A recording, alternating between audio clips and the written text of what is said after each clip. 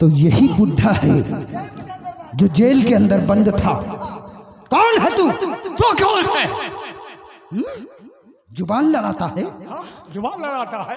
मैं यहाँ का जाना माना डाकू दिलशेर सिंह हूँ। दिलशेर? डाकू दिलशेर सिंह। डाकू? मोसर से? दिलशेर सिंह। तू कौन है? मैं भी डाकू दिलशेर हूँ। साथियों, ये साला पागल है क्या?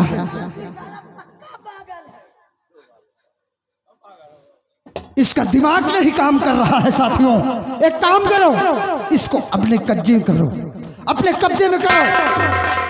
और अभय प्रताप और कृष्णावती, बोल, ये बुढ़ा कौन है? कौन है जिसको तुम सबों ने जेल के अंदर डलवा रखा है? दिलशेर।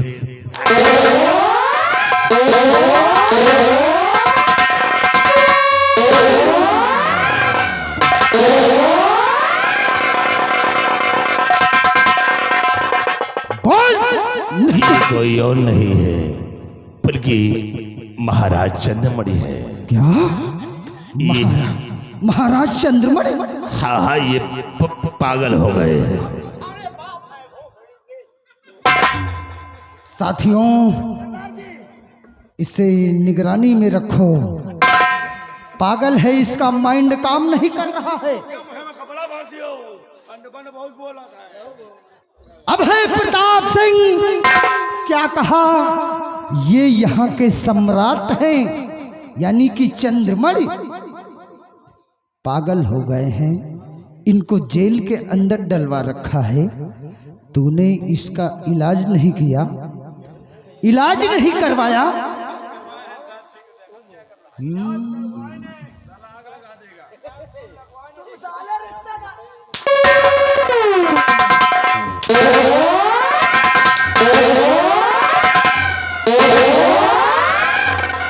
साथियों, एक काम करो, इसका निर्णय यहां नहीं है।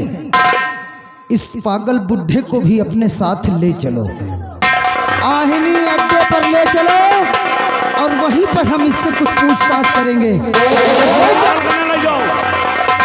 पागल करने ले जाओ। पागल है, उसको मत ले जाइए, नहीं तुम्हारे साथी कुछ पागल हो जाएंगे।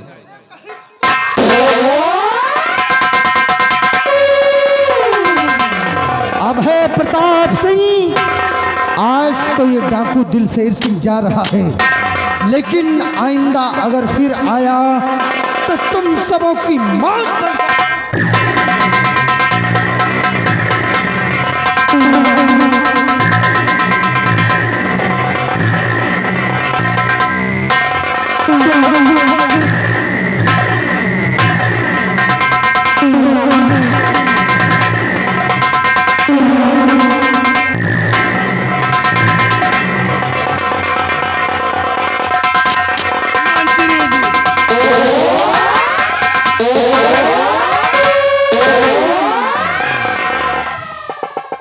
महीन से तो टटाबे करियो में मुर्गी बने रहे। अरे हराम खोर, वो साला दिलशेर आया, सारा खजाना लूट गया। लेगा भले लेगा, महाराज चले गया, ले गया। साले बदन की चमड़ी भीड़ दे रहा। सुहागरात में साले विधन पैदा किया, तो ऐसे रह गई। और तुम साले कमीने, जब तुम्हें कहा तुम गेट पे दे दो, यहाँ क्या करने आए? लाओ मोहनी पर ले, यही बहती गंगा में। मार पीट करो रहो। हरामजादे, तो नहीं जीते हो। बस साला बचना नहीं चाहिए। बंदूक तेरी कहाँ गई? बंदूक तो हमारे लिए उड़े चली गए। हराम खोर साले, बंदूक ननिहाल में रख कर आए हो। क्या करी हुआ? चोर है, मामा कहीं बंदूक दे दो, दे दी ना। जाओ उसका पीछा करो, और जहाँ कहीं वो मिल जाता है दिलशेर, मिटा दो, नहीं तो साला फिर आएगा तो काल बन जाएगा। हम जा रहे हैं।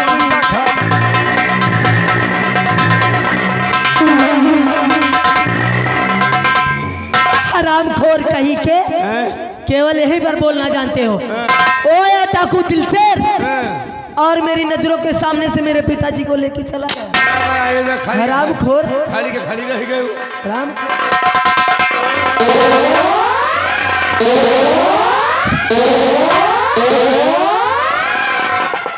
यही हुआ तो वही पे लाई कहला। हराम खोर, तुम भी तो शेर बनते हो। आधे देर को हम खड़े रह गए। महारानी जितनी जल्द हो सके और यहाँ से चलो, क्योंकि यहाँ देर करने का समय नहीं है। चलिए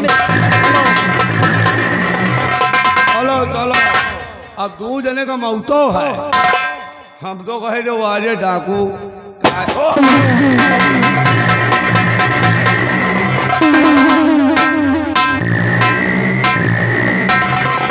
आओ साथियों, आओ बांध दो इस पागल बुढ़े को। और साथियों, मेरे बैठने का इंतजाम करो और अपने सरदार का हुक्म सुनो। जितना भी धन दौलत तुम सबों ने लूटा है, जाओ आधा गरीबों में बांट दो और आधे में तुम सब बराबर का हिस्सा ले लो। जाओ।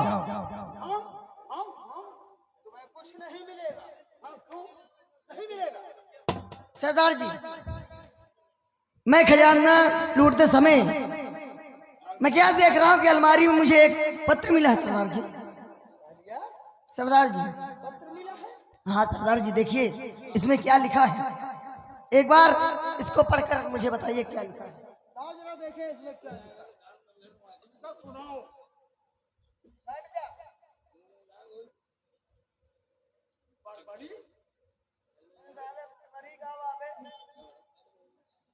नहीं, ये नहीं हो सकता। क्या हुआ सरदार जी, क्या हुआ? अचानक खत को आपने पढ़ा और अचानक। साथियों, जानना चाहते हो? हाँ सरदार जी। कि इस खत को मैंने पढ़ा तो एकाएक दंग क्यों रह गया? साथियों, जितना भी धन दौलत तुम सबों ने लूटा है, उससे बढ़कर कहीं ये पत्र तुम्हारे सरदार के लिए है। आखिर इसमें लिखा क्या है सरदार जी? अगर जानना चाहते हो तो सुनो साथियों, कि इसमें क्या लिखा है।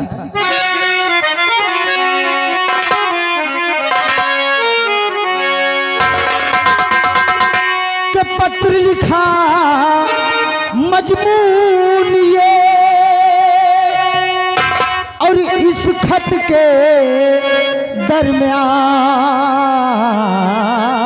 दरमियान और भद्रसेन, हाँ भद्रसेन नृप सुभद का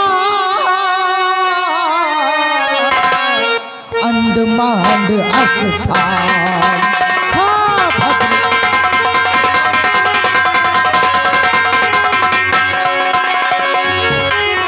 हाँ भद्रसेन नृप सुभद का अंडमांड अस्थान।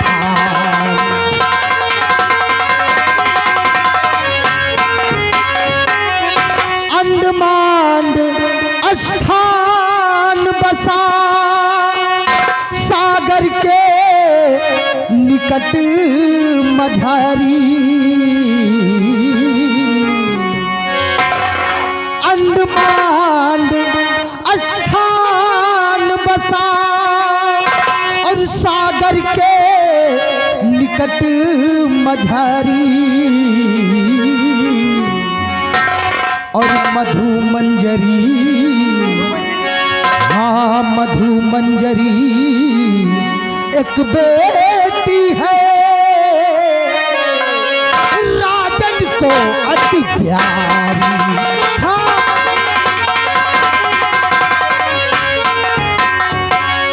के हरण किया जिसने किशोर का, और लिखी है बातें सारी। के हरण किया जिसने किशोर का, और लिखी है बातें फकीरी मैं जाऊंगा, इच्छा प्रबल हमारी हाँ है। और साथियों ध्यान राजा पर रखना, ध्यान राजा, ध्यान राजा पर रखना, जराना गफलत खाना, जराना के तनिक नहीं भय खाऊं, तनिक नहीं भय खाऊं, और बिना किशोर को साथ लिए ना मुँह अपना दिखलाऊं, बिना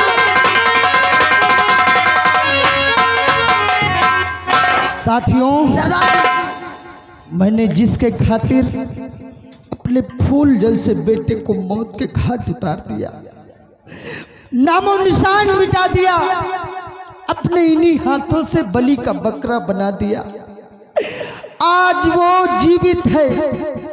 कुंवर किशोर का हरण हुआ है साथियों, उसका खून नहीं हुआ है। नासिक के मेले से अंडमान द्वीप का राजा जिसका नाम नागराज भद्रसेन है, उसकी एक पुत्री है जिसका नाम मधु मंजरी है। अरे उसी ने कुंवर किशोर का हरण करवाया है साथियों, और कुंवर किशोर की जान खतरे में है, इसलिए उसने अपने हाथों से इस पत्र को लिखकर पठाया है। उसकी जान की हिफाजत करना तुम्हारे सरदार का परम कर्तव्य है। इसलिए मैं जा रहा हूं अंडमान द्वीप अपना भेष साधु का बनाकर, और राजकुमार किशोर को बहुत जल्द अपने चंद्रनगर लेकर आऊंगा। ख्याल रहे राजा को किसी प्रकार की कोई तकलीफ नहीं होनी चाहिए। ठीक है सरदार जी। क्योंकि इनका दिमाग काम नहीं कर रहा है। अगर ये उल्टी सीधी हरकत करते हैं तो इनकी बातों का बुरा नहीं मानना। ठीक है सरदार जी। समय समय पर इनका भोजन और पानी का प्रबंध करते रहना। ठीक है। चलते हैं साथियों। जय मां भवानी, जय मां भवानी, जय मां भवानी, जय मां भवानी, जय मां भवानी, जय मां भवानी, जय मां भवानी, जय होलिका देवी। बस करो महाराज, बस करो। होलिका महारानी कहाँ है? हाँ? चलो तोरे घर में है। कहाँ? हाँ? यहाँ अंदर घुसी। अच्छा उसका बाद चला